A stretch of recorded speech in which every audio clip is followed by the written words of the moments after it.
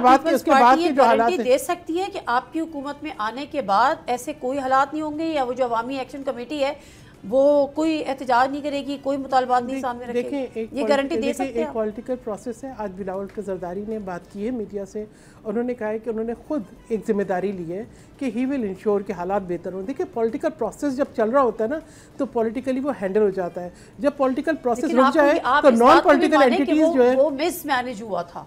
देखिए पॉलिटिकल नहीं प्रोसेस चल रहा होता तो नॉन पॉलिटिकल एंटिटीज़ अपनी जगह बनाती हैं। पॉलिटिकल प्रोसेस चल रहा होता है तो हर चीज़ का हल निकलता है। तो मुझे तो बिल्कुल पूरा यकीन है कि people's party has season politics. Awami action committee जो थी उसके मुतालबात नाजायज़ थे।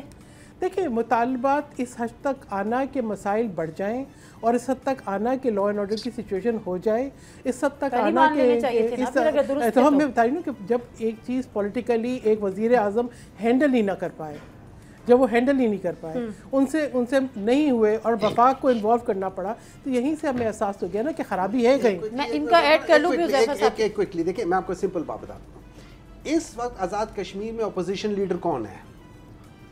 चाहे वो फॉरवर्ड ब्लॉक है पीटीआई का है ना। आपको पता है ये सारा कुछ क्यों हो रहा है? तो डिफेक्शन हो गया ना वो तो। नहीं, लेकिन है पीटीआई के, अभी भी डिफेक्टेड है लेकिन है पीटीआई की। आपको पता है ये अब क्या करना चाह रहे हैं? ये बेसिक जो मकसद है, क्योंकि आगे 6 महीने ही है ना, उससे ज्यादा तो नहीं है। ये 6 महीने पहले भी खत्म हो सकता है। 3 महीने में एक हुकूमत क्या कर लेगी मैं बताता हूँ क्या कर लेगी।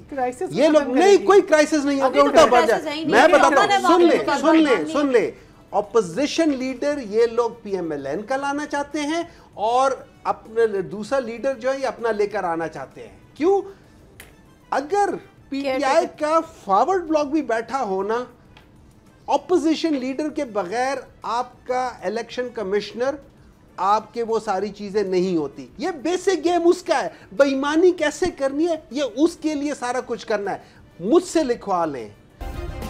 सब्सक्राइब करें और बेल दबाएं ताकि कोई खबर रह न जाए।